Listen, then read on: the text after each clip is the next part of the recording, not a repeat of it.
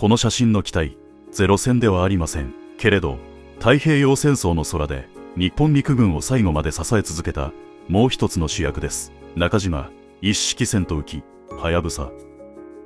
連合軍のコードネームはオスカー。この写真を見ると機体の線がとても細くスマートに見えます。実際この写真のキャプションでもこの角度から見るとはやぶさの優美な姿がよくわかると説明されています。しかもこの機体、当時の塗装はほぼ全面銀色、風防の前の反射よけだけが黒く、主翼前縁の黄色い味方識別体もまだありません。今日は残された白黒写真をカラー化しながらゼロ戦ほど語られない陸軍戦闘機はやぶさの本当の姿を見ていきます。はやぶさの開発は97式戦闘機の後継として始まりました。資料では昭和12年12月機43の名で中島に開発が指示されたと説明されています。つまりはやぶさは陸軍の軽戦闘機の流れを受け継ぐ機体でした。試作段階では軽量化、翼面積の変更、プロペラの変更、固定脚化まで含めて様々な改修が試みられます。しかしはやぶさが決定的に必要とされた理由は南方作戦でした。広い空を飛び遠くの敵地まで進出する、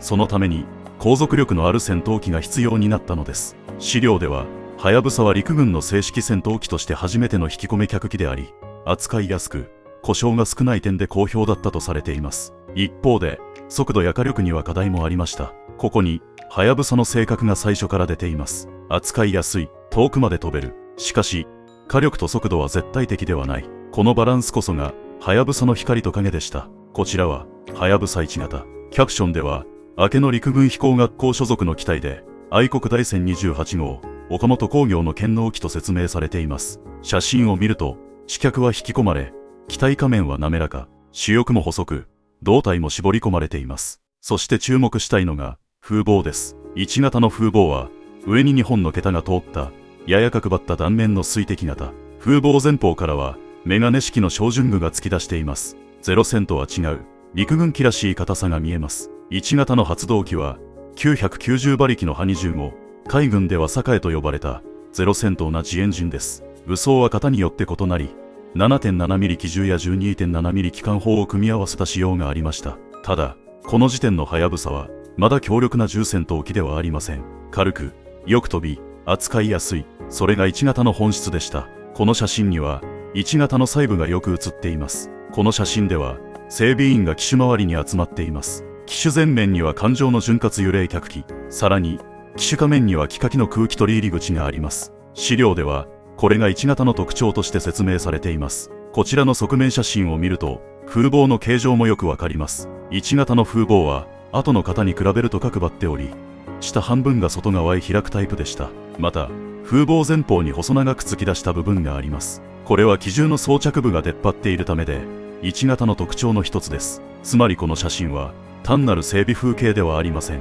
1型が速度や火力よりもまず軽さと扱いやすさを優先していたことを機体の形そのものが物語っています。戦争が進むとはやぶさは2型へ進化します。資料では2型はエンジン乾燥に伴いプロペラを直径 2.8 メートル級の3指定速式へ改めたと説明されています。気化機空気取り入り口やカウリングの形も見直されました。風防も変わります。1型では角張っていた風防が2型では上面の桁が1本になり、より丸みを帯びた形になります。照準機も構造式の一式照準機へ変わっていきます。武装は 12.7 ミリ機関砲、歩103を2門、最大速度はおよそ20キロ向上し、資料では時速も115キロに達したと説明されています。ここで重要なのは、はやぶさが何も変わらなかった機体ではないことです。現場に合わせ、敵に合わせ、何度も改良されていました。ただし、敵の進化はさらに早かった。はやぶさは改良された。でも、相手も速く、硬く、重武装になっていったのです。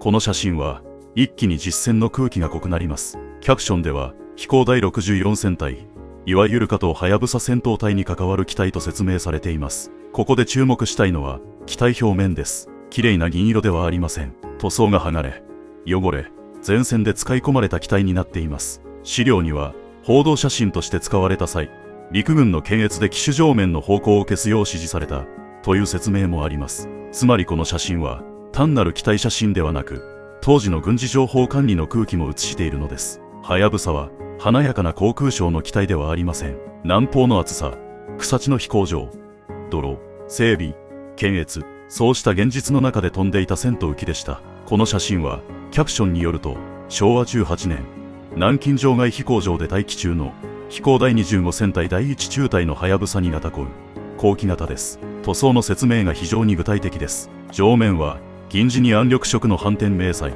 風防前方の反射よけは黒、垂直尾翼の55という数字は白、スピナーとプロペラは茶褐色、プロペラ先端には黄色の線、機体仮面は全面銀色。つまりこの写真はカラー化する価値が非常に高い。白黒では分かりにくい銀色の地肌と暗緑色の反転迷彩のコントラストがカラー化で一気に見えてきます。また2型後期型では気化気空気取り入り口をカウリング上部へ移し、機種の印象が変わっています。資料ではカウリングがやや深くなり丸みを増したことでよりバランスの取れたスタイルになったと説明されています。ここで視聴者に見せたいのはスペックではありません。はやぶさが本当に戦場にいた色です。こちらははやぶさ2型オツ。一見すると先ほどの2型後と大きく変わらないように見えます。しかし写真とキャプションを見ると回収点が細かく説明されています。排気管は水力効果を高めるために形状が変更されました。搭乗員を守るため座席後方の頭部保護支柱も大型化されています。さらに注目したいのが造装です。写真では翼下に燃料タンクが見えます。キャプションでは200リットルの統一型造装と説明されています。この造装こそはやぶさらしさの象徴です。はやぶさはただ空中戦をするだけの機体ではありません。長い距離を飛び前線の広い空をカバーする必要がありました。遠くまで飛べる。しかし遠くまで飛ぶということは帰るまでの燃料も背負うということです。この造装ははやぶさが置かれた戦場の広さを物語っています。こちらははやぶさ3型後。資料によると3型後波エンジン乾燥による性能向上型です。軍はエンジン乾燥によって最大速度を時速30キロ向上させることを要求しました。テストではそれを上回るおよそ45キロの向上を示し、最大速度は時速550キロに達したと説明されています。写真を見ると機種周りの印象がかなり力強くなっています。キャプションでは3型後の燃料冷却器が胴体仮面にはっきり見えるとも説明されています。ただしここで大事なのは速くなったから全て解決ではなかったことです。戦争後半の敵機はさらに速く、さらに重武装で、さらに防御力を持っていました。はやぶさ3型ははやぶさとしての到達点でした。しかし同時にはやぶさという設計思想の限界も見え始めていたのです。ここからはやぶさの物語はさらに重くなります。この写真は右主翼下に造装をつけて出撃しようとする3型後。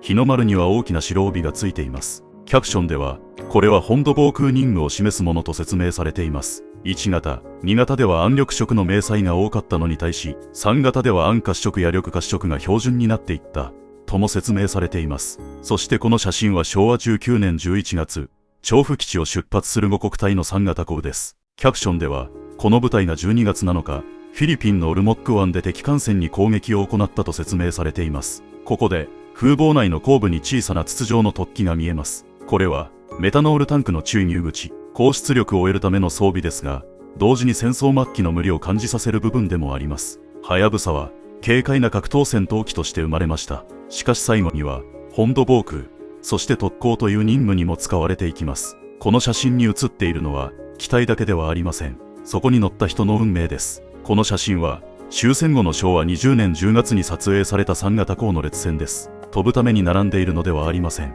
戦争が終わった後、残された機体として並んでいます。資料では3型後波対戦闘機に多くの戦隊で使われたと説明されています。しかし同時に武装は依然として 12.7 ミリ機関砲2門でした。なぜ20ミリ機関砲を翼内に積まなかったのか。説明では主翼の桁配置の関係で良くない搭載が難しく、ポット式にすれば抵抗が増えて性能低下が予想されたと説明されています。つまりはやぶさは最後まで軽さと構造上の制約に縛られていました。審査では格闘戦では良好とされながら、敵を積極的に攻撃するには火力不足、さらに視界の悪さ、安定性、足引き込め装置の故障なども指摘されています。この列船写真ははやぶさの到達点であると同時に限界の記録でもあります。こちらは終戦直後の昭和20年9月5日、台北の松山飛行場で撮影された3型航です。キャプションでは飛行第204戦隊の使用機と説明されています。204戦隊はビルマ、